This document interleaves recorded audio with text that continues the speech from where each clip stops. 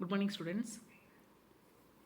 Grievance ரெட்ரஸலில் நம்ம next பார்க்க போகிறது procedures for filling complaint. Complaint வந்து எப்படி கொடுக்கலாம், அந்த கம்ப்ளைண்ட் கொடுப்பதற்கான மெத்தட் என்னென்ன அப்படின்னு சொல்லி என்னென்ன ப்ரொசீஜர்ஸ் அப்படிங்கிறத நம்ம இதில் பார்க்க போகிறோம். A complaint can be filed by a complainant against the seller. Complainant அந்த பாதிக்கப்பட்ட நுகர்வோர் இருக்காருங்க இல்லையா, அவர் ஒரு கம்ப்ளைண்ட்டை ஃபில் பண்ணணும் அப்படின்னாக்கா, கம்ப்ளைண்ட் கொடுக்கணும் அப்படின்னா எப்படி கொடுக்கலாம் அப்படின்னா, எகெயின்ஸ்ட் த செல்லர் அந்த விற்பனையாளர் மீதோ ஆர் மேனுஃபேக்சரர் மீதோ ஆர் டீலர், அந்த விற்பனையாளர் அல்லது தயாரிப்பாளர் அல்லது அந்த டீலர். ஸோ இவங்க மேலே இவங்க யார் மீது வேணாலும் நம்ம என்ன பண்ணணும் அப்படின்னாக்கா, இவங்கனால் நம்ம யார்கிட்ட வாங்கணுமோ அவங்க மீது நம்ம என்ன பண்ணலாம் அப்படின்னா, நம்ம வந்து கம்ப்ளைண்ட் வந்து கொடுக்கலாம். Of goods which are defective or against the provider of services if they are deficient in any manner whatsoever. ஒரு பொருள் வாங்கிட்டோம், அதில் ஏதாவது டெஃபிசிட், அதில் ஏதாவது குறைபாடுகள் இருக்குது அப்படின்னா அதை வந்து நம்ம தெளிவாக என்ன குறைபாடு இருக்குது அப்படின்னு தெளிவாக மென்ஷன் பண்ணி அந்த கன்சியூமர், அந்த பொருளை வாங்கின கன்சியூமர் என்ன பண்ணலாம் அப்படின்னாக்கா, இந்த செல்லர் மீதோ அல்லது மேனுஃபேக்சரர் மீதோ அல்லது டீலர் மீதோ இவங்ககிட்ட நம்ம யார்கிட்ட வாங்கணுமோ அவங்க மேலே நம்ம என்ன பண்ணிடலாம் அப்படின்னா கேஸ் வந்து ஃபைல் பண்ணலாம். சரிங்களா? ஸோ எதுக்காக ஃபைல் பண்ணுறோம் அப்படின்னாக்கா, அந்த யார் வந்து பாதிக்கப்பட்ட அந்த கன்சியூமர் பாதிக்கப்பட்டாரோ அவருக்கு உண்டான அவருக்கு என்ன தேவை அப்படிங்கிறத அவர் சொல்கிறாரோ, அதாவது பொருளை மாற்றி கொடுக்க சொல்கிறாரோ, இல்லை அந்த பொருளை வாங்கி பயன்படுத்தினதுனால இவருக்கு ஏதாவது இடர்பாடுகள் ஏற்பட்டதுனால் அந்த இடர்பாடுகளை வந்து சரி செய்யக்கூடிய வகையில் நிவாரணம் கேட்பார். ஸோ இந்த மாதிரி அந்த பொருளை வாங்கி பயன்படுத்தினால பாதிக்கப்பட்ட நுகர்வோர் அவருக்கு தீர்ப்பு கிடைக்கக்கூடிய வகையில் அந்த பாதிக்கப்பட்ட நுகர்வோர் அந்த கன்சியூமர் இவங்க மேலே செல்லர் மீதோ இல்லை மேனுஃபேக்சரர் மீதோ டீலர் மீதோ என்ன பண்ணலாம் அப்படின்னாக்க கேஸ் ஃபைல் பண்ணிக்கலாம். அவங்க வந்து அவங்க ப்ராடக்ட், அதாவது மேனுஃபேக்சரரோ செல்லரோ டீலரோ சேல் பண்ண அந்த பொருள்னால் எனக்கு இந்த மாதிரியான பாதிப்பு ஏற்பட்டிருக்கு அப்படின்னு சொல்லி கேஸ் வந்து ஃபைல் பண்ணலாம். சரிங்களா? an unfair trade practice or restrictive trade practice can also invite complaint. அதே மாதிரி பாருங்கள், unfair trade practice or restrictive trade practice. அப்போது நம்ம கன்சூமர் கோர்ட்டில் நம்ம கேஸ் ஃபைல் பண்ணுறோம் அப்படின்னாக்க, அந்த பொருள் பாதிக்கப்பட்டதனால் மட்டுமே நம்ம வந்து கம்ப்ளைண்ட் பண்ணணும் அப்படிங்கிறது அவசியம் இல்லை. பாருங்கள், ஏன் unfair trade practice or restrictive trade practice இந்த மாதிரியான சுச்சுவேஷனுக்கும் கூட நம்ம என்ன பண்ணலாம் அப்படின்னாக்க, அதாவது அவங்க வியாபாரம் வந்து தவறுதலாக பண்ணுறாங்க, அன்ஃபேராக பண்ணுறாங்க அப்படிங்கிற சுச்சுவேஷன்லையும் அப்படிப்பட்ட புகார்களையும் கூட கம்ப்ளைண்ட்டும் கூட நம்ம என்ன பண்ணலாம் அப்படின்னாக்க கேஸ் கொடுக்கலாம். சரிங்களா? அதான் சொல்ல பாருங்கள், நாம் கன்சியூமர் கோர்ட்டில் கேஸ் ஃபைல் பண்ணணும் அப்படின்னா அவங்க ட்ரேட் பண்ணக்கூடிய விஷயம் சரியாக இல்லை அப்படிங்கிறத நம்ம தெரிஞ்சுக்கிட்டு, ஸோ அந்த எந்த நிறுவனமோ அந்த நிறுவனத்துக்கு எதிராக நம்ம என்ன பண்ணலாம் அப்படின்னா கேஸ் ஃபைல் பண்ணலாம். அது மட்டும் இல்லாமல் நாம் அந்த கன்சியூமர் கோர்ட்டுக்கு நம்ம ஃபைல் பண்ணுறதுக்கு முன்னாடி அந்த பொருள், அந்த எந்த கம்பெனி அந்த பொருளை தயாரிச்சதோ அந்த நிறுவனத்திற்கு நம்ம என்ன பண்ணலாம் அப்படின்னாக்க, நம்ம சட்டப்படி அவங்களுக்கு வந்து நம்ம இந்த மாதிரி ஃபைல் நான் வந்து உங்கள் கம்பெனி மேலே ஃபைல் பண்ணுறோம் அப்படிங்கிற அந்த கேஸ் ஃபைல் பண்ணுறோம் அப்படிங்கிற அந்த இன்ஃபர்மேஷனை, அந்த சட்டப்படியான அறிவிப்பை வந்து யார் பாதிக்கப்பட்டாங்களோ அந்த பாதிக்கப்பட்ட கன்சியூமர் என்ன பண்ணலாம் அப்படின்னாக்க அவருக்கு வந்து தெரிவிக்கணும். எந்த நிறுவனமோ அந்த நிறுவனத்துக்கு மேலே உங்கள் மேலே நான் கேஸ் ஃபைல் பண்ணுறேன் அப்படிங்கிற விஷயத்தை வந்து பாதிக்கப்பட்ட நுகர்வோர் வந்து கம்ப்ளைண்ட் பண்ணியிருக்கேன் அப்படிங்கிறது. அதாவது அதான் சொல்கிறான், ஆல்சோ இன்வைட் கம்ப்ளைண்ட். அந்த பாதிக்கப்பட்ட நுகர்வோர் அந்த நிறுவனத்தின் மீது இன்வைட் பண்ணணும், இந்த மாதிரி உங்கள் கம்பெனி மேலே நான் கேஸ் ஃபைல் பண்ணியிருக்கேன் அப்படிங்கிற விஷயத்தை வந்து தெரிவிக்கணும். சரிங்களா? ஸோ இதுதான் ஒரு கம்ப்ளைண்ட் பண்ணுறோம் அப்படின்னாக்கா அதை எப்படி பண்ணணும் அப்படிங்கிறத பற்றி தான் நம்ம இனிமேல் பார்க்க போகிறோம். Steps involve in filling complaint in consumer court. So அந்த கன்சியூமர் கோர்ட்டில் அந்த நுகர்வோர் நீதிமன்றத்தில் நம்ம ஃபைல் பண்ணணும் அப்படின்னா என்னென்ன ஸ்டெப்ஸ் இருக்குது அப்படின்னா, the first step in filling a consumer complaint is sent to a legal notice to the seller or company.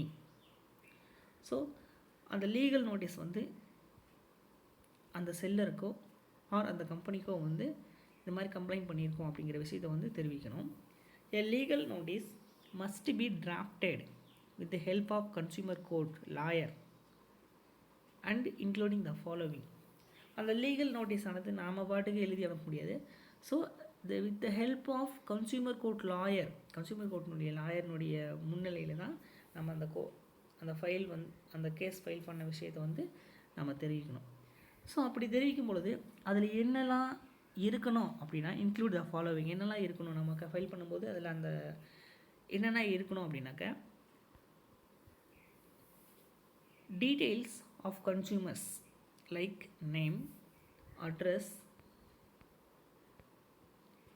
Product or services, purchase details of the company etcetera.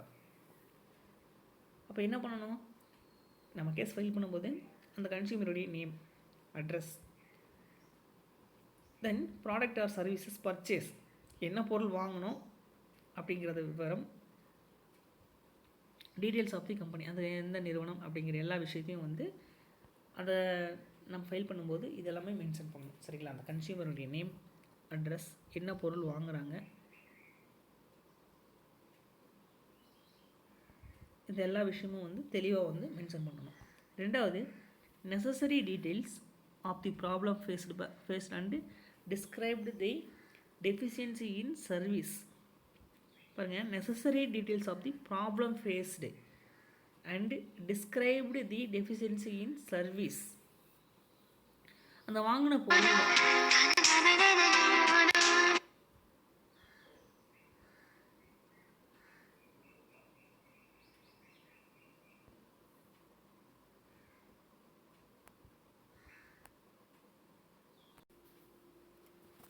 So next, அந்த necessary details of the problem faced and describe the deficiency in service.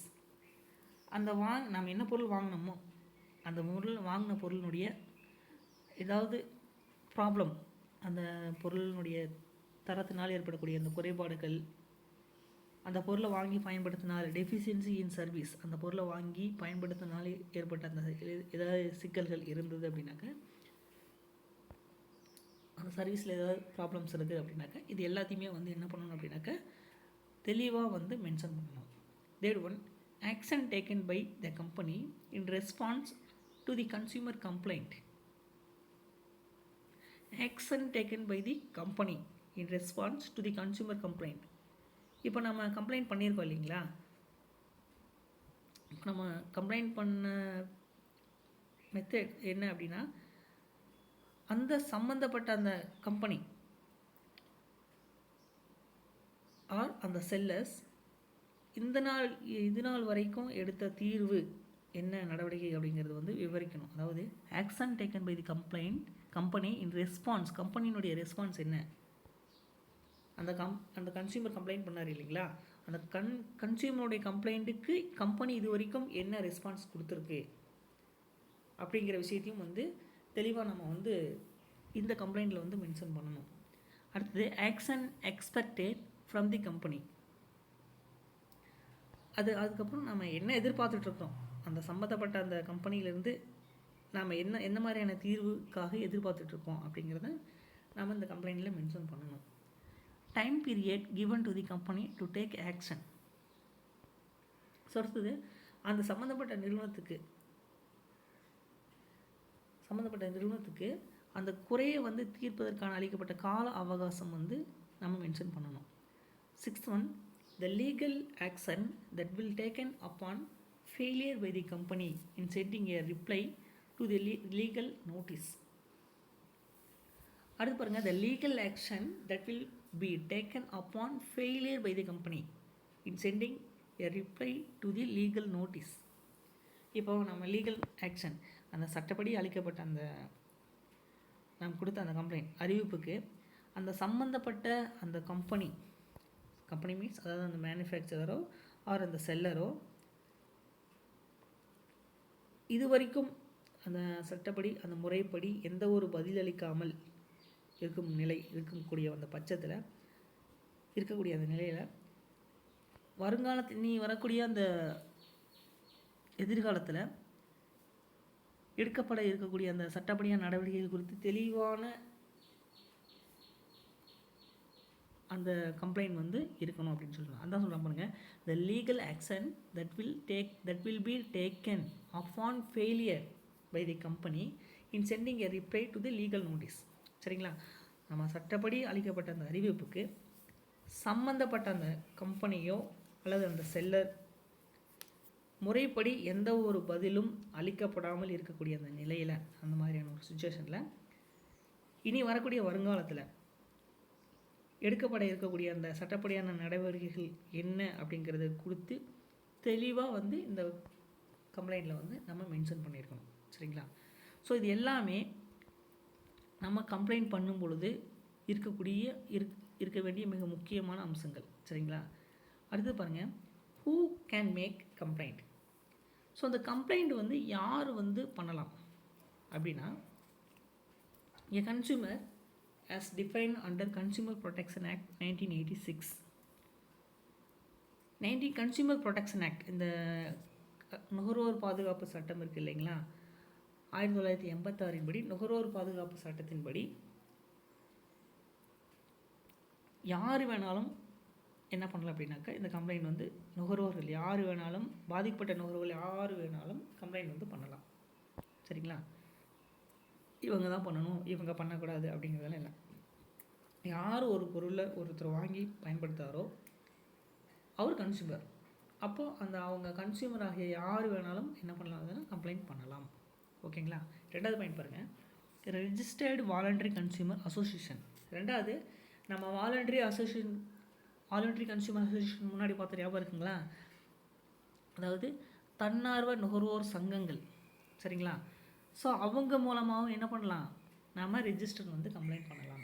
So கன்சியூமராகிய நாம் வந்து complaint பண்ண முடியல அப்படின்னா நாம் என்ன பண்ணலாம் அப்படின்னா, அந்த வாலண்டரி கன்சியூமர் அசோசியேஷன் மூலமாகவும் என்ன பண்ணலாம் அப்படின்னாக்க நம்ம வந்து புகார் கொடுக்கலாம், கம்ப்ளைண்ட் வந்து பண்ணலாம். அடுத்தது, சென்ட்ரல் கவர்மெண்ட் மத்திய அரசும் பண்ணலாம், state government or union territory மாநில அரசும் பண்ணலாம், யூனியன் பிரதேசங்களும் பண்ணலாம். அடுத்தது 5th one or more consumer representing numerous consumers having the same interest. One or more consumer representing, அதாவது பல நுகர்வோர்கள் சார்பாக ஒன்று அல்லது அதற்கு மேற்பட்ட நுகர்வோர்களும் என்ன பண்ணலாம் அப்படின்னாக்கா கம்ப்ளைண்ட் வந்து கொடுக்கலாம். சரிங்களா? So who can make complaint அப்படின்னா என்ன, கன்சியூமர் தனிப்பட்ட நுகர்வோரும் பண்ணலாம், வாலண்டரி அசோசியேஷன் மூலமாகவும் பண்ணலாம், சென்ட்ரல் கவர்மெண்ட்டும் பண்ணலாம், ஸ்டேட் கவர்மெண்ட் மூலமாகவும் பண்ணலாம். அதுக்கப்புறம் பல நுகர்வோர்கள் சார்பாக ஒன்று அல்லது அதுக்கு மேற்பட்ட நுகர்வோர்கள் இணைந்தும் கூட இந்த கம்ப்ளைண்ட் வந்து பண்ணலாம். ஓகேங்களா? Next, when the complaints can be made. எப்போ வந்து புகார் கொடுக்கலாம், அதான் பண்ணணும். when the complaints can be made, புகார்களை வந்து எப்பொழுது கொடுக்கலாம் அப்படின்னா, a complaint may be made in writing under the following circumstances. நாம் கொடுக்கக்கூடிய அந்த கம்ப்ளைண்ட் எப்படி இருக்கணும், writing under the following certificate, அதாவது எழுத்துப்பூர்வமாகும், கீழே குறிப்பிட்டுள்ள ஒரு சூழ்நிலைகளுக்கு உட்பட்டும் இருக்க வேண்டும். சரிங்களா? பாருங்கள், first one, loss or damage is caused to the consumer due to unfair trade practice of a trader. பாருங்கள், loss or damage is caused to the consumer due to unfair trade practice of a trader. அவங்க ஒரு business பண்ணுறாங்க அப்படின்னாக்கா அந்த வியாபார நெறிமுறைக்கு அன்ஃபேராக புறம்பாக அந்த நடவடிக்கைகளால் நுகர்வோருக்கு ஏற்படக்கூடிய அந்த இழப்பை அல்லது சேதம் ஏற்படும் பொழுது என்ன பண்ணலாம் அப்படின்னாக்க புகார் கொடுக்கலாம். சரிங்களா? அதான் சொல்ல பாருங்க, நம்ம பொருள் வாங்கியிருக்கோம், அந்த பொருளை வாங்கினதுனால நமக்கு ஏதாவது லாஸ் ஆர் டேமேஜ் ஏற்படுது அப்படின்னாக்க அப்போது அந்த கன்சியூமர் அந்த பாதிக்கப்பட்ட அந்த லாஸுக்கும் டேமேஜுக்கும் ஈடு செய்யக்கூடிய வகையில் என்ன பண்ணலாம் அப்படின்னாக்க கம்ப்ளைண்ட் கொடுக்கலாம். ஓகேங்களா? ரெண்டாவது பாயிண்ட் பாருங்கள்.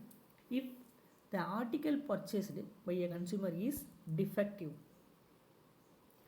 பொருளை வாங்கிட்டோம், டிஃபெக்டிவாக இருக்குது. அதை வாங்கிய பொருள் வந்து ஏதாவது உடஞ்சிருக்கு, இல்லை அப்படின்னாக்கா டேமேஜ் ஆகிருக்கு, ஆர் எக்ஸ்பைரி ஆகிருக்கு. இந்த மாதிரி ஏதாவது ஒரு ரீசன் இருந்தது அப்படின்னாக்கா அந்த மாதிரியான சுச்சுவேஷனில் நம்ம என்ன பண்ணலாம் அப்படின்னாக்கா கம்ப்ளைண்ட் பண்ணலாம்.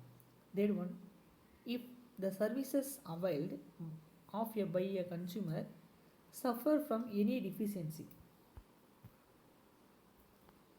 நம்ம பொருளை பர்ச்சேஸ் பண்ணியிருக்கோம் இல்லைங்களா, அந்த வாங்கின பொருளில் ஏதாவது டெஃபிஷியன்சி அந்த சர்வீசஸ்லேயோ அல்லது அந்த தரத்துலேயோ ஏதாவது ஒரு வகையில் குறைபாடுகள் இருந்தது அப்படின்னாக்கா நாம் கம்ப்ளைண்ட் கொடுக்கலாம். அப்படியே கம்ப்ளைண்ட் கொடுக்கலாம். Fourth one, when the price paid by a consumer is in excess of the price. பாருங்கள், எக்ஸஸ் ஆஃப் ப்ரைஸ், அந்த பொருளுக்குண்டான நியாயமான விலை இல்லாமல் அதிகமான விலையை வைத்து விற்கும் பொழுது, displayed on the goods or when the price is in excess of the price fixed under any law in force. அந்த கூட்ஸில் கட்டாயம் வந்து மென்ஷன் பண்ணியிருப்பாங்க எவ்வளோ ப்ரைஸ் அப்படிங்கிற, எம்ஆர்பி எவ்வளோன்றது மென்ஷன் பண்ணியிருப்பாங்க. அந்த மென்ஷன் பண்ண ப்ரைஸை விட அதிகமாக வந்து விலையை வந்து நிர்ணயித்து சேல் பண்ணுறாங்க அப்படின்னாக்கா, அப்படிப்பட்ட சுச்சுவேஷனில் அந்த கன்சியூமர் வந்து ப்ரைஸ் பே பண்ணியிருக்கார் அப்படின்னா அவர் அப்போ என்ன பண்ணலாம் அப்படின்னா, ஆஸ் பர் த லீகலி சட்டப்படி அவர் என்ன பண்ணலாம், நிர்ணயிக்கப்பட்ட விலையை விட கூடுதலாக விலையை நுகர்வோர் வந்து செலுத்தி கொடுத்துருக்காரு அப்படின்னா அந்த மாதிரியான சுச்சுவேஷனில் கேஸ் வந்து ஃபைல் பண்ணலாம். சரிங்களா?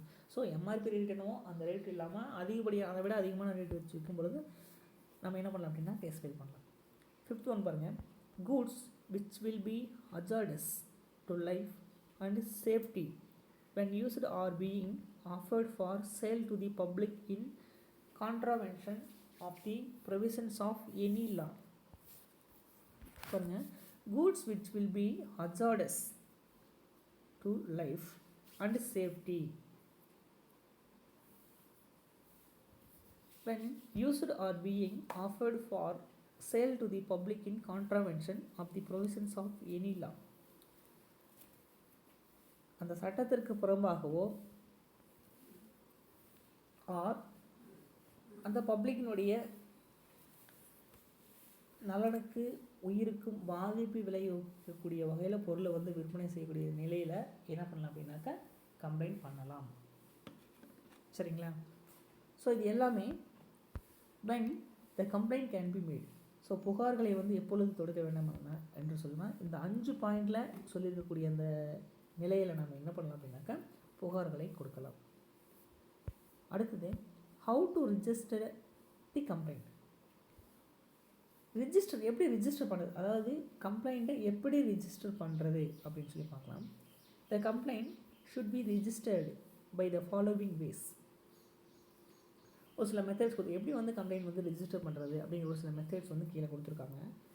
அதில் பாருங்கள், first one, complaint can be registered within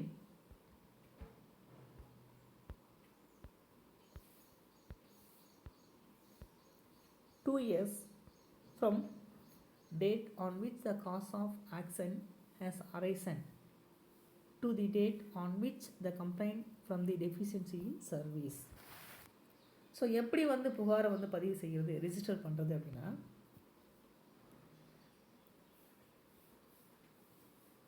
நம்ம அந்த கிரிவென்ஸ் அந்த குறை தீர்ப்பு முடிவடையக்கூடிய அந்த தேதிக்கு தேவையான அந்த நடவடிக்கை எடுக்கக்கூடிய தேதி 2 வருஷத்துக்கு உள்ளார அந்த புகார் வந்து நம்ம என்ன பண்ணோம் அப்படின்னாக்கா ரிஜிஸ்டர் பண்ணியிருக்கோம்.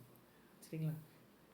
ஸோ நம்ம குறை தீர்ப்பு முடிவடையும் தேதிக்கு தேவையான நடவடிக்கை எடுக்கக்கூடிய தேதி, அதாவது 2 வருஷத்துக்கு முன்னாடியே பார்த்திங்க அப்படின்னாக்கா நம்ம வந்து 2 வருஷத்துக்குள்ளாரையே அந்த புகார் வந்து நம்ம கட்டாயம் வந்து ரிஜிஸ்டர் பண்ணியிருக்கணும்.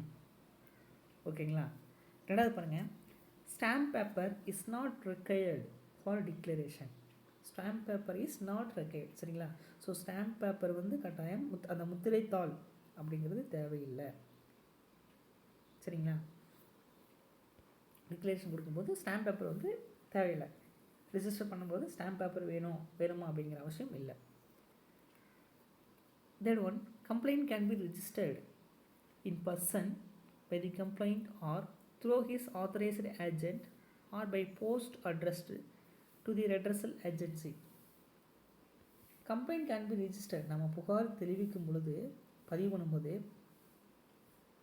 அந்த புகார் அளிக்கக்கூடிய அந்த நபர், அந்த கன்சியூமர் தனிப்பட்ட முறையிலேயோ ஆர் முகவரி மூலமாகவோ அல்லது அஞ்சல் வழி மூலமாகவோ அந்த கிரீவன்ஸ் ரெட்ரஸல் அந்த கன்சியூமர் கோர்ட்டுக்கு நம்ம என்ன பண்ணலாம் அப்படின்னாக்கா ரெட்ரஸல் ஏஜென்சிக்கு வந்து புகாரை வந்து தெரிவிக்கலாம். பாருங்கள், கம்ப்ளைண்ட் கேன் பி ரிஜிஸ்டர்டு யார்? இன் பர்சன், தனிப்பட்ட நபரோ, by the complaint or through his authorised agent அல்லது அவர் ஆத்தரைஸ்டு ஏஜென்ட் மூலமாகவோ or by posted address to the redressal agency. அந்த ரெட்ரஸல் ஏஜென்சி இருக்குது பார்த்தீங்களா, குறைதீர்ப்பு அமைப்புக்கு. சரிங்களா? பாருங்கள், நல்லா பாருங்கள், கவனிங்க. ரெட்ரஸல் ஏஜென்சி, அந்த ரெட்ரஸல் ஏஜென்சிக்கு என்ன பண்ணலாம் அப்படின்னாக்கா அந்த தனிப்பட்ட நபரோ என்ன பண்ணலாம் அப்படின்னாக்கா அவர் மூலமாகவோ அல்லது அஞ்சல் வழியாகவோ என்ன பண்ணலாம் அப்படின்னாக்கா ரெட்ரஸல் ஏஜென்சிக்கு வந்து புகார்களை வந்து தெரிவிக்கலாம். Fourth one, advocates are not necessary. அதே மாதிரி அட்வொகேட்ஸ் எல்லாம் இதுக்கு நம்ம புகார் ரிஜிஸ்டர் பண்ணணும் அப்படின்னாக்கா ரிஜிஸ்டர் பண்ணும்போது அட்வொகேட்ஸ் எல்லாம் வந்து ஆர் நாட் நெசசரி. சரிங்களா?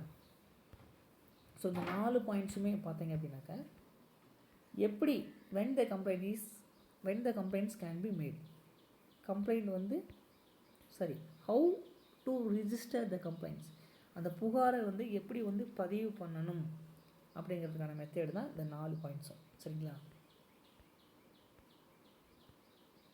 நெக்ஸ்ட் பாருங்கள், what are the particulars that should be furnished along with the complaint.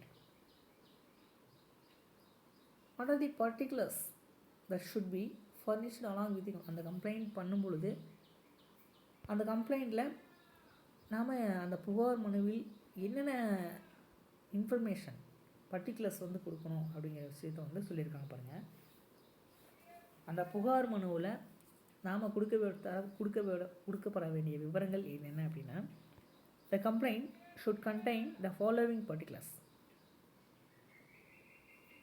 First பாருங்கள், the name and complete address of the complainant. அந்த புகார் கொடுக்குறாரு இல்லைங்களா, கம்ப்ளைண்ட் கொடுக்குறாரு இல்லைங்களா, அவருடைய நேம், அவருடைய address.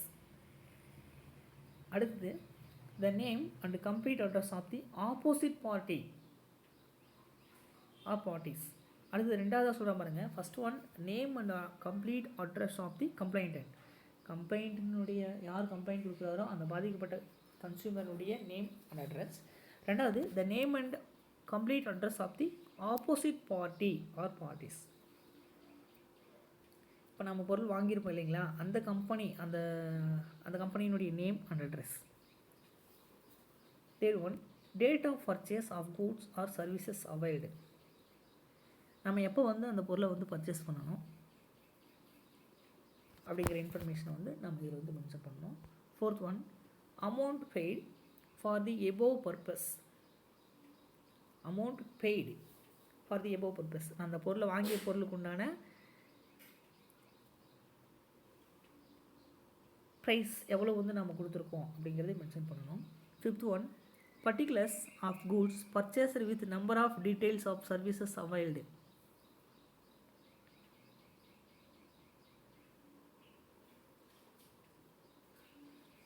particulars of goods purchased, நம்ம என்னென்ன பொருள் வாங்கியிருக்கோம் அப்படிங்கிற information with number of details services availed, நம்ம என்னென்ன வாங்கியிருக்கோம் அப்படிங்கிற அந்த எல்லா இன்ஃபர்மேஷனும் வந்து நம்ம மென்ஷன் பண்ணியிருக்கணும்.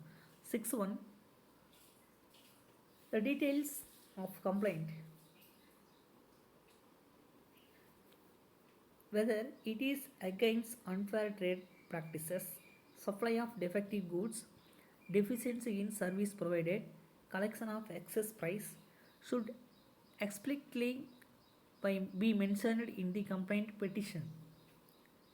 இப்போ நம்ம கம்ப்ளைண்ட் கொடுத்தோம் இல்லைங்களா, அந்த கம்ப்ளைண்ட் பண்ணதில் பார்த்திங்க அப்படின்னாக்க அந்த புகார் பற்றிய தெளிவான விவரங்கள், சரிங்களா?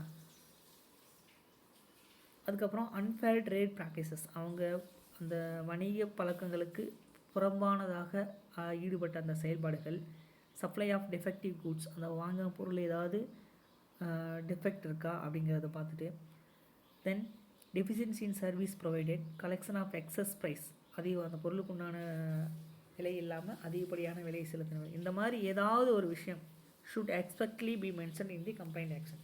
நம்ம சொன்னோம் இல்லைங்களா, கம்ப்ளைண்ட் எப்படி இருக்கணும் அப்படின்னாக்க unfair trade practice or supply of defective goods, deficiency in service provided, collection of excess price. இந்த சொல்லப்பட்ட இந்த 4 விஷயங்களில் ஏதாவது என்ன கம்ப்ளைண்ட் அப்படிங்கிறது இதில் ஏதாவது ஒன்று வந்து சரியாக வந்து கம்ப்ளைண்ட் பண்ணும்போது மென்ஷன் பண்ணணும். விலை அதிகமாக வச்சு விற்றானா, பாதிக்கப்பட்ட பொருளை கொடுத்தா, அதாவது கெட்டுப்போன பொருள் கொடுத்தானா, அல்லது உடஞ்சி போன பொருள் கொடுத்தானா, இல்லை அவன் சரியாக வியாபாரம் நியாயமான விலையில் பண்ணாமல் அன்ஃபேராக பண்ணானா. ஸோ இப்படி இங்கே என்ன பண்ணினாங்க அப்படிங்கிற விஷயத்தை அந்த கம்ப்ளைண்ட்டில் வந்து நம்ம தெளிவாக சொல்லணும். 7th one, bills or receipts and copies of related correspondence if any. அந்த வாங்கின பொருளுக்குண்டான அந்த பில்ஸ் ஆர் ரெசிப்ட்ஸ், நம்ம வாங்குகிற பொருள் அது கரெக்டாக வந்து நம்ம என்ன பண்ணணும்னாக்கா எவ்வளோ பணம் கொடுத்துருக்கோம் அப்படிங்கிற அந்த பில்லு ஆர் ரெசிப்டை வந்து நம்ம மென்ஷன் பண்ணணும், வச்சுருக்கணும் இதில், சரிங்களா? நெக்ஸ்ட்டு பாருங்கள், relief to the consumers. Relief அப்படின்னு இந்த இடத்துக்கு என்ன சொல்லுவாங்க அப்படின்னாக்கா அந்த நிவாரணம். நம்ம கம்ப்ளைண்ட் பண்ணியிருப்போம் இல்லைங்களா, ஸோ அந்த பொருளுக்கு அந்த அந்த கன்சியூமருக்கு உண்டான நிவாரணம் என்ன வந்து அந்த கன்சியூமர் கோர்ட் கொடுக்கணும். கன்சியூமர் கோர்ட் ஆர் அந்த manufacturer or seller or dealer. So இவங்க அந்த பாதிக்கப்பட்ட கன்சியூமருக்கு என்ன நிவாரணம் வந்து கொடுக்க போகிறாங்க அப்படின்னு சொல்லி பார்க்கலாம். The district forum State Commission can order the following reliefs to the consumers. District ஃபார்மோ அந்த மாவட்ட மன்றமோ ஆர் ஸ்டேட் கமிஷன் அந்த மாநில குறைதீர்ப்பு தீர்ப்பாணையமோ என்ன பண்ணலாம் அப்படின்னா can order the following reliefs to the consumers. கீழே குறிப்பிட்டுள்ள அந்த வடிவங்களில் தீர்வுகள் வந்து கொடுக்கப்படலாம். என்னென்ன மாதிரியான தீர்வுகள் கொடுப்பாங்க அப்படின்னாக்கா, first one, to remove the defects in the goods pointed out. அந்த வாங்கின பொருளில் உள்ள இல்லை defects in the goods pointed out, நம்ம வாங்கிய பொருள் உள்ள பழுதை வந்து நீக்க நம்ம கேட்கலாம், நீக்க சொல்லி கேட்கலாம். நிவாரணம், அதாவது ஒரு கன்சியூமர் வந்து என்ன கேட்குறாரோ அதை வந்து செஞ்சு கொடுக்க வேண்டியது அந்த மேனுஃபேக்சரருக்கோ அந்த செல்லருக்கோ இல்லை டீலருக்கோ என்ன கன்சியூமர் எதிர்பார்க்குறாரு அதை வந்து அவங்க செஞ்சு கொடுக்கணும். அதுதான் விஷயம், சரிங்களா? அப்போது ஃபஸ்ட்டு என்ன சொல்கிறான் பாருங்கள், to remove the defects in the goods pointed out. அவர் அந்த வாங்கின பொருள் இருக்கக்கூடிய அந்த பழுதை வந்து நீக்க கேட்கலாம், நீக்க பயணிக்கலாம், நீக்க வந்து பணிக்கலாம். அதான் சொல்லலாம், to remove the defects in the goods pointed out. எனக்கு இதை வந்து சரி பண்ணி கொடுங்க அப்படின்னு சொல்லி கேட்கலாம் அந்த கன்சியூமர். ரெண்டாவது point, to replace the goods, எனக்கு பொருள் வந்து மாற்றி கொடுங்க அப்படின்னு சொல்லி கேட்கலாம், சரிங்களா? மூணாவது, to return the complainant the price of the goods. எனக்கு அந்த பொருளுக்கு உண்டான அந்த விலையை வந்து திருப்பி கொடுங்க, பொருளை நீங்கள் வச்சுக்கோங்க, எனக்கு உண்டான விலையை கொடுங்க அப்படின்னு சொல்லி கேட்கலாம். Fourth one, to pay such amount of compensation for the loss or injury suffered by the consumer. அந்த கன்சியூமருக்கு ஏற்படக்கூடிய அந்த பாதிப்பு அந்த பணத்தினால் ஏற்படக்கூடிய நட்டத்தை வந்து ஈடு செய்ய வந்து கேட்கலாம். Fifth one, to discontinue the unfair trade practice or not to repeat it. So அந்த அவர் பண்ணக்கூடிய அந்த நிறுவனம் பண்ணக்கூடிய அந்த குறைபாடுகளை வந்து சேவையினால் ஏற்படக்கூடிய அந்த குறைபாடுகளை வந்து தீர்த்து வைக்க கோரிக்கை வந்து விடலாம். R to withdraw. ஸோ அது மட்டும் இல்லை பாருங்கள், to discontinue the unfair trade practice or not to repeat it. இந்த மாதிரி தவறுதலாக வியாபாரம் செய்யக்கூடிய அந்த வழிமுறைகளை வந்து கைவிட சொல்லி நம்ம கேட்கலாம். அடுத்தது 6 ஒன் பாருங்கள், to withdraw to withdraw the hazardous goods from being offered for sale.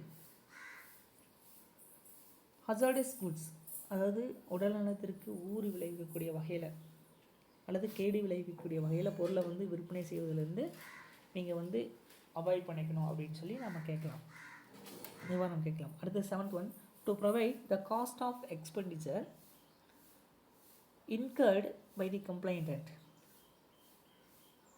அடுத்தது அந்த புகார், அந்த கம்ப்ளைண்ட் பண்ணார் இல்லைங்களா, அவர் செய்த செலவுகளை வந்து எனக்கு வந்து நான் செஞ்ச செலவு வந்து எனக்கு ஈடு செய்யக்கூடிய வகையில் நிவாரணம் கொடுங்க அப்படின்னு சொல்லி அந்த கன்சியூமர் வந்து கேட்கலாம். சரிங்களா? அப்போது இந்த 7 பாயிண்ட்டுமே பார்த்தீங்க அப்படின்னாக்கா ரிலீவ் டு கன்சியூமர்ஸ். அந்த நுகர்வோர் அவர் என்ன நிவாரணம் கேட்குறாரோ அந்த நிவாரணம் மீன்ஸ் அந்த பாதிக்கப்பட்ட கன்சியூமருக்கு உண்டான அவர் கேட்கக்கூடிய எனக்கு இதை வந்து சரி பண்ணி கொடுங்க அப்படின்னு சொல்லி கேட்கக்கூடியதான் நிவாரணம். சரிங்களா? ஸோ இதுதான் இந்த 7 பாயிண்ட்டும். நெக்ஸ்ட் பாருங்கள், what is the appeal provision. So appeal provision அப்படின்னா எதை சொல்லுவோம் அப்படின்னா, அப்பீல்னால் நம்ம என்ன இதுக்கு முன்னாடியே பார்த்தோம் இல்லைங்களா, அப்பீல் அப்படின்னாக்கா அந்த மேல்முறையீடு செய்யக்கூடிய முறை. நம்ம எப்படி வந்து அப்பீல் பண்ணுறது அப்படின்னா, இந்த மேல்முறையீடு பண்ணுவோம் இல்லைங்களா, டிஸ்ட்ரிக்ட் கோர்ட்லேருந்து ஸ்டேட் கமிஷன் போவோம், ஸ்டேட் கமிஷன்லேருந்து நேஷனல் கமிஷன் போவோம். ஸோ அந்த மாதிரி மேல்முறையீடு செய்யக்கூடியதான் வந்து அப்பீல் ப்ரொவிஷன் அப்படின்னு சொல்லி சொல்கிறோம். அந்த அப்பீல் ப்ரொவிஷன், அந்த மேல்முறையீடு செய்யக்கூடிய முறை எப்படி என்ன அப்படிங்கிற சொல்லி நம்ம இப்போ பார்க்கலாம். Aggrieved by the orders issued by the district consumer redressal form appeal petition can be filed before state consumer dispute redressal commission within 30 days from the date of receipt of orders. இது நம்ம அன்றைக்கே பார்த்தோம், already பார்த்ததே தான் இங்கேயும் சொல்லியிருக்காங்க. சரிங்களா? பாருங்கள், aggrieved by the orders issued by the district consumer redressal form appeal. பாருங்கள், அந்த மாவட்ட நுகர்வோர் குறைதீர்ப்பு மையம், அதான் டிஸ்ட்ரிக்ட் கன்சியூமர் ரெட்ரஸல் ஃபார்ம் அப்படின்னு சொல்லி சொல்கிறோம். அந்த மாவட்ட நுகர்வோர் குறைதீர்ப்பு மன்றம் அந்த வழங்கிய தீர்ப்பானதை எதிர்த்து நம்ம என்ன பண்ணலாம் அப்படின்னாக்கா, state consumer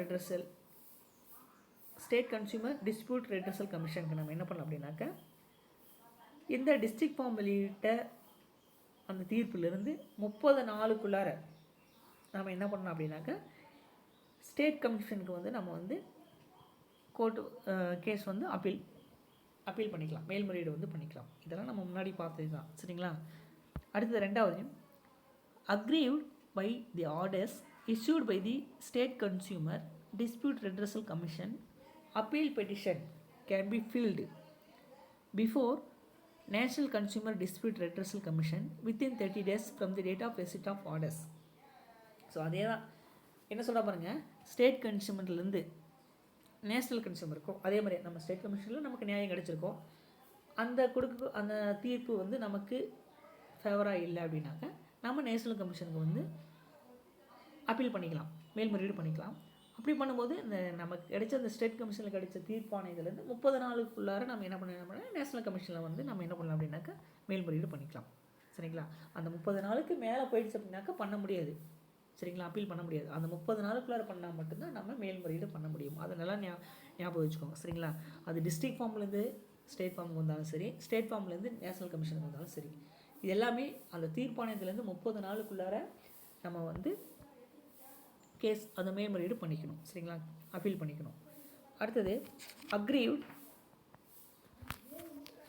by the orders issued by the National Consumer Dispute Redressal Commission appeal petition can be filed before Supreme Court of India within 30 days from the date of receipt of orders.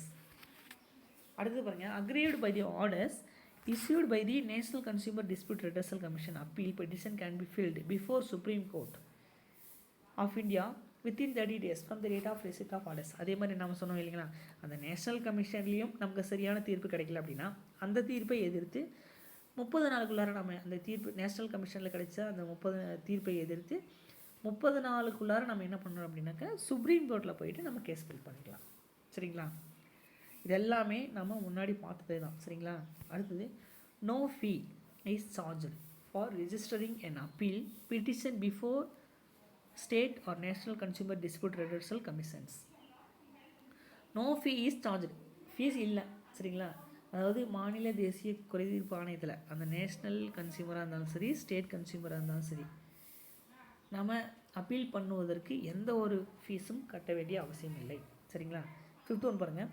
The appeal petition has to be filed with the grounds for appeal with copies of orders of the lower redressal agencies and registering procedures are same as it being done in the case of registering complaint. பாருங்க, appeal petition நம்ம மேல்முறையீடு பண்ணோம் இல்லைங்களா, அந்த petition அந்த மனு பார்த்திங்கன்னா அந்த சம்பந்தப்பட்ட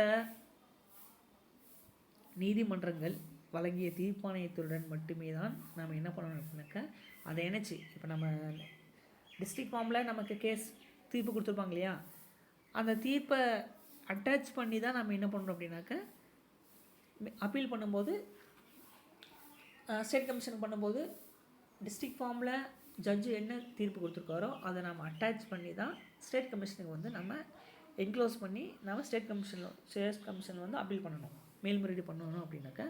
ஸோ அந்த வழக்கை வந்து அந்த வழக்குக்குண்டான தீர்ப்பு என்னவோ அந்த தீர்ப்பு எனக்கு ஃபேவராக இல்லை அப்படிங்கிறத நம்ம மென்ஷன் பண்ண விதமாக கோர்ட் கொடுத்த அந்த தீர்ப்பை வச்சு தான் நம்ம என்ன பண்ணோம் அப்படின்னு நினச்சி தான் நம்ம வந்து அப்பீல் பண்ணணும் சரிங்களா.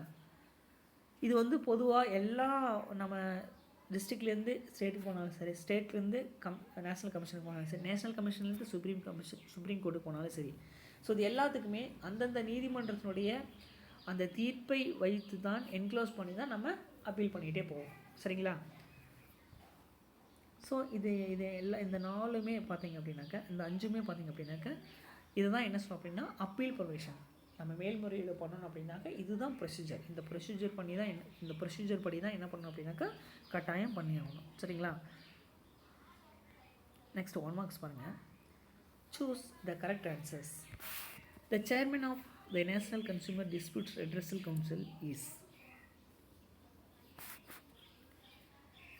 Chairman of national consumer disputes redressal commission.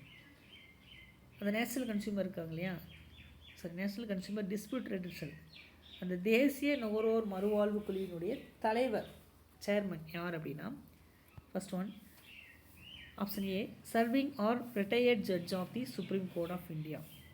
அதாவது உச்ச நீதிமன்றத்தில் சேவை அல்லது ஓய்வு பெற்ற நீதிபதியாக இருக்கணும். 2வது பிரைம் மினிஸ்டர், பிரதம மந்திரியாக இருக்கணும். பிரசிடெண்ட் ஆஃப் இந்தியா, இந்திய குடியரசுத் தலைவர்.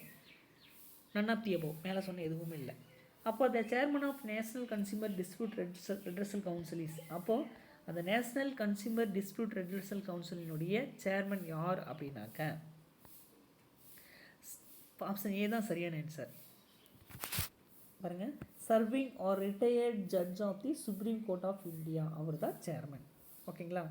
2வது the chairman of the state consumer protection council is, the chairman of the state consumer protection council is, இந்த மாநில கன்சூமர் பாதுகாப்பு சபையினுடைய தலைவர் யார் அப்படின்னாக்க option A judge of high court, உயர் நீதிமன்றத்தினுடைய நீதிபதி.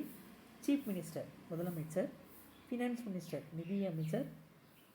Option D none of the above. அப்போது the chairman of the state consumer protection யாராக இருக்கும் அப்படின்னாக்க ஜட்ஜ் ஆஃப் ஹைகோர்ட் சரிங்களா. அடுத்தது the chairman of the district forum is, district ஃபார்மில் அந்த மாவட்ட மன்றத்தினுடைய தலைவர் யார் அப்படின்னாக்க district judge, high court judge, supreme court judge, none of the above. So இதில் யார் அப்படின்னாக்க இதுக்கும் அந்த டிஸ்ட்ரிக்ட் ஃபார்மில் வந்து சேர்மன் யார் அப்படின்னாக்க டிஸ்ட்ரிக்ட் ஜட்ஜு தான் ஓகேங்களா. இதெல்லாமே நம்ம முன்னாடி பார்த்ததே தான். 4th ஒன் பாருங்கள். The state commission can entertain complaints where the value of goods or services and the compensation if any claimed exceeds. பாருங்க, the state commission can entertain complaints where the value of goods or services and the compensation if any claimed exceed. எவ்வளோ அப்படின்னா option A 2 lakhs but does not exceed 5 lakhs. Option B 20 lakhs but does not exceed rupees 1 crore. Option C rupees 3 lakhs but does not exceed rupees 5 lakhs. Option D rupees 4 lakhs but does not exceed rupees 20 lakhs. So சரியான answer என்ன அப்படின்னா rupees 20 lakhs but does not exceed rupees 1 crore. So அதான state கமிஷனில் பார்ப்போம் இல்லைங்களா. State கமிஷனில் 20 lakhsலேருந்து 1 crore வரைக்கும் நம்ம என்ன பண்ணிக்கலாங்கன்னா claim பண்ணிக்கலாம். சரிங்களா. 5th one, the National Consumer Disputes Redressal Commission has jurisdiction to entertain complaints where the value of goods or services complained against and the compensation if any claimed is. National consumer அந்த தேசிய நுகர்வோர் பிரச்சனையில் அந்த குறைபாடு சம்பந்தமான அந்த பொருளோ அந்த சேவையினுடைய மதிப்பிலையோ அதனால் ஏற்படக்கூடிய இழப்பீடு எதுவாக இருக்கணும் அப்படின்னா நேஷ்னல் கன்சியூமர் டிஸ்பியூட் ரெட்ரஸல்லாம் எவ்வளோ இருக்கணும் அப்படின்னாக்கா exceeding rupees 1 crore. Option B exceeding rupees 10 lakhs. Option C exceeding rupees 5 lakhs. Option D exceeding rupees 12 lakhs. இதில் எதுப்பா எக்ஸீடிங் rupees 1 crore. சரிங்களா. 1 கோடி ரூபாய்க்கு மேலே இருக்கக்கூடியது எல்லாமே பார்த்திங்க அப்படின்னாக்கா நேஷ்னல் கன்சியூமர் கோர்ட்டில் தான் வந்து தீர்ப்பாணம் வழங்குவாங்க. சரிங்களா. 6th one பாருங்கள். The district firm can entertain complaints where the value of goods or services and the compensation if any claimed is less than. எவ்வளோக்குள்ளார பண்ணுவாங்க? below rupees 10 lakhs. below option B below rupees 20 lakhs. option C below rupees 40 lakhs. option D below rupees 50 lakhs. இதில் எது சரியான answer? District ஃபார்மில் எது வரைக்கும் பார்ப்பாங்க? 20 லட்ச ரூபாய்க்குள்ளார இருக்கக்கூடிய எல்லாமே பார்ப்பாங்க. அப்போ சரியான ஆன்சர் பி தான். சரிங்களா. Below rupees 20 lakhs. இது எல்லாமே பார்த்திங்க அப்படின்னாக்கா நாம் முன்னாடி பார்த்ததே தான். சரிங்களா. 7th one பாருங்கள். The International Organization of Consumer Unions, அதாவது IOCU அப்படின்னு சொல்லுவாங்க. சரிங்களா. was first established in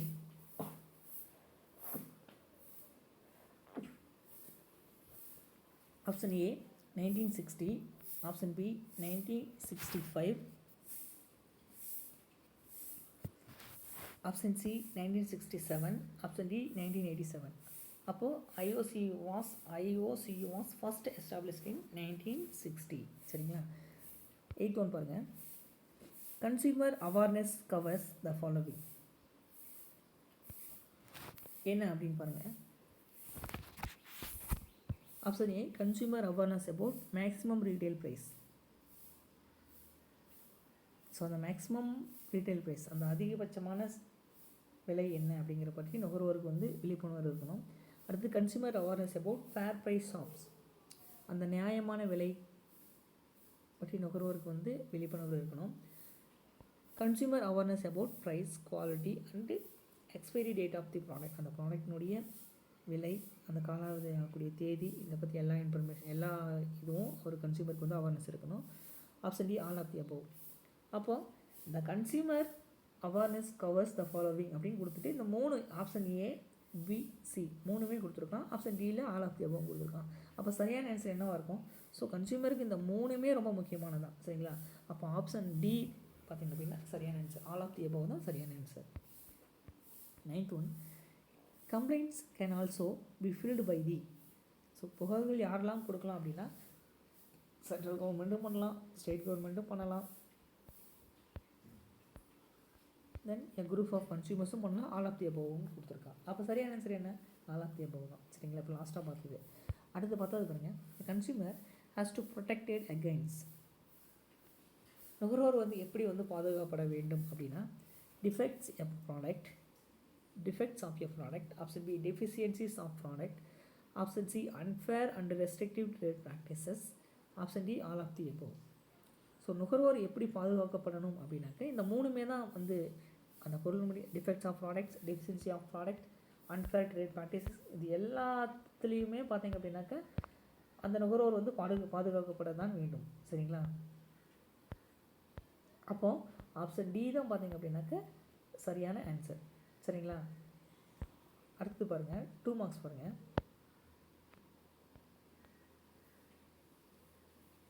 what do you mean by redressal mechanism? இது என்னென்னு நம்ம ஃபஸ்ட்லேயே பார்த்துருக்கோம். ரெட்ரெசல் மெக்கானிசம் அந்த குறைதீர்ப்பு அப்படின்னா என்ன மீனிங் கேட்கலாம். அடுத்தது what you know about national commission, இதுவும் பார்த்துருக்கோம். State the meaning of the term state commission, இதுவும் பார்த்துருக்கோம். What is the term district forum, இதுவும் பார்த்தாச்சு. How to register the complaints லாஸ்ட்டாக பார்த்தோம். சரிங்களா? 3 மார்க்ஸ் பாருங்கள். Is consumer protection necessary? ஆமாம், கட்டாயம் வேணும், நெசசரி தான்.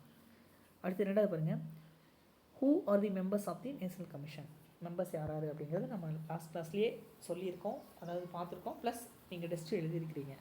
அடுத்தது what is the pecuniary jurisdiction of the state commission. அடுத்தது who are the members of the state commission, இதுவும் பார்த்தாச்சு. Write a note on the voluntary consumer organisation, இதுவும் பார்த்தாச்சு. 5 மார்க்ஸ் பாருங்கள். Explain the overall performance of national commission, இதுவும் பார்த்தாச்சு. Explain the overall performance of state commission, இதுவும் பார்த்தாச்சு. What is voluntary consumer organisations, explain its functions, இதுவும் பார்த்தாச்சு. சரிங்களா? ஸோ எல்லாமே கொஞ்சம் நல்லா தரவாக பாருங்கள். சரிங்களா? கிளியராக கொஞ்சம் நல்லா படிச்சுக்கோங்க. ஓகேங்களா?